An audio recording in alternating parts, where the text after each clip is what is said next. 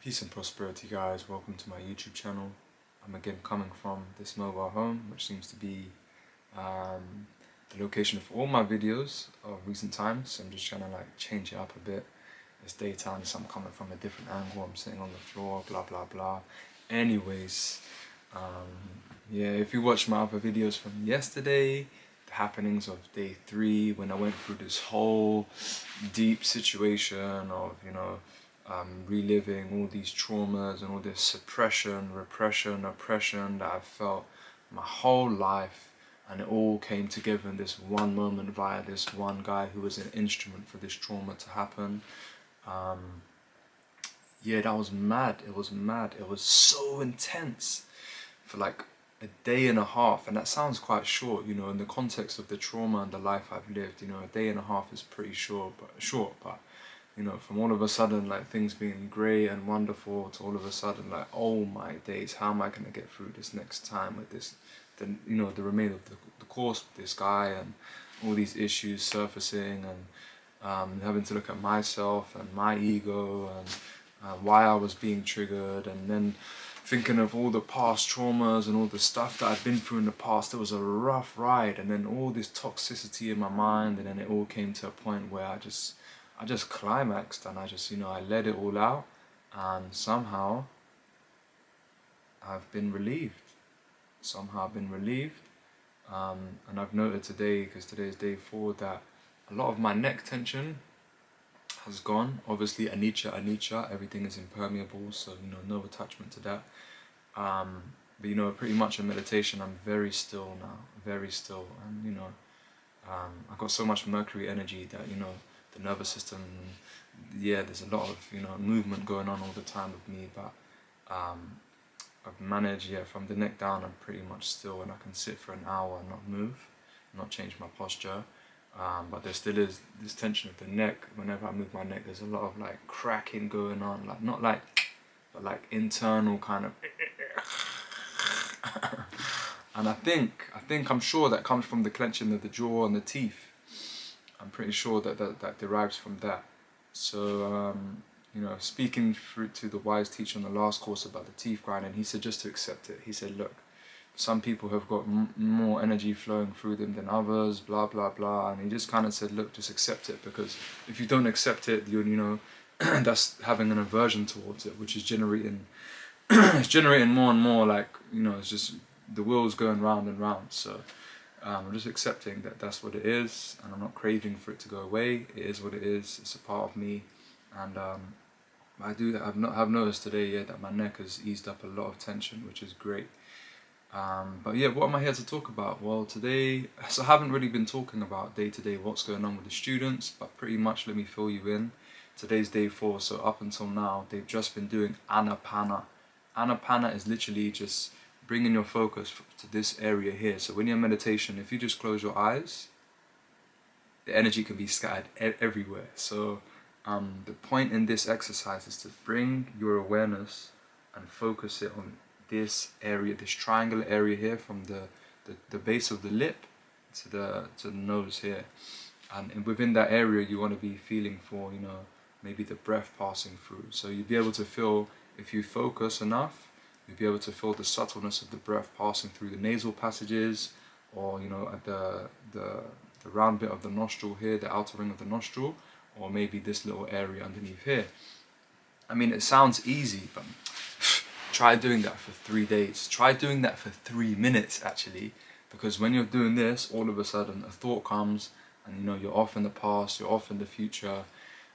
So yeah, it's very difficult. So yeah, the first 3.5 days for the students is very difficult, because if you're a new student, you don't know what the practice is, you don't know what the hell you're doing, you're just sitting in this hall, you can't sit and you can't keep the same posture, you never sat down for so long in your life, you're hearing this crazy weird chanting going on.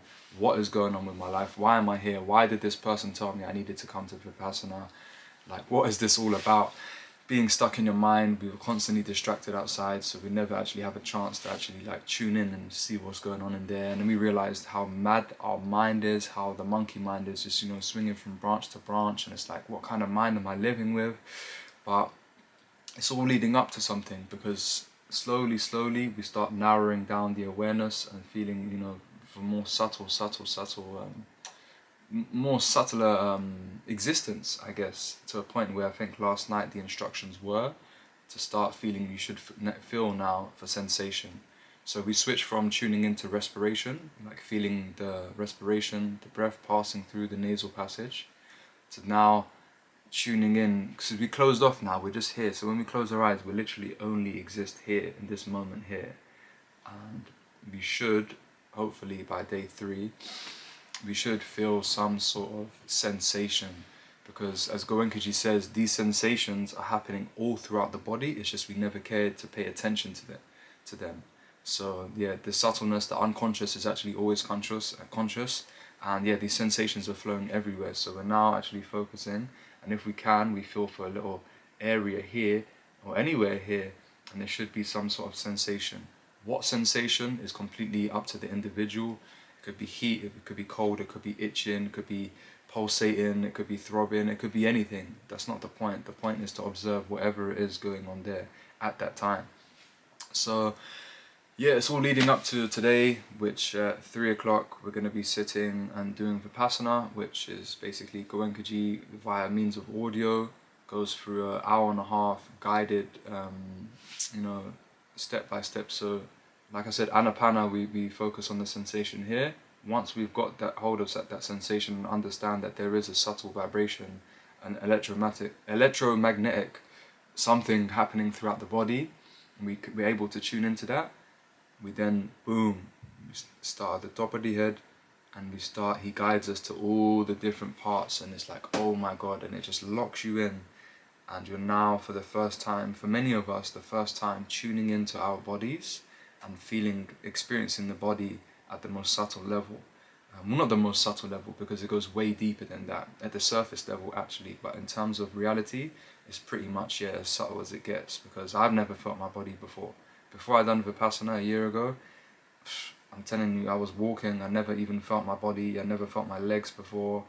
Now when I close my eyes, even just being open, I can feel the sensations throughout my whole body, and I can feel the energy moving through. But before, I was completely disconnected. But anyways, yeah, it's all leading up to day 4. Today's the day. If you come to Vipassana, the first 3.5 days are very difficult, because you're stuck with your mind and you don't know what's going on. It's all leading up to today. Will I have time to make a video later after the Vipassana? Maybe not. But for me personally, I've done it now 4 times. I sat 3 courses, and I served the last course, so I got to take part in the Vipassana session. And every time, if you watch my other videos, I keep saying it, I've left the hall like this,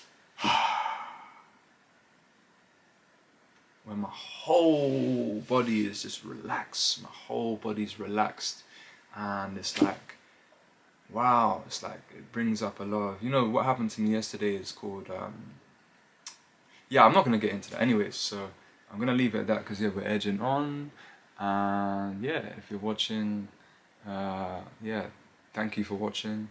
If you haven't subscribed, subscribe to the channel. And yeah, I'm just in the swing of things of just rolling out all of these videos.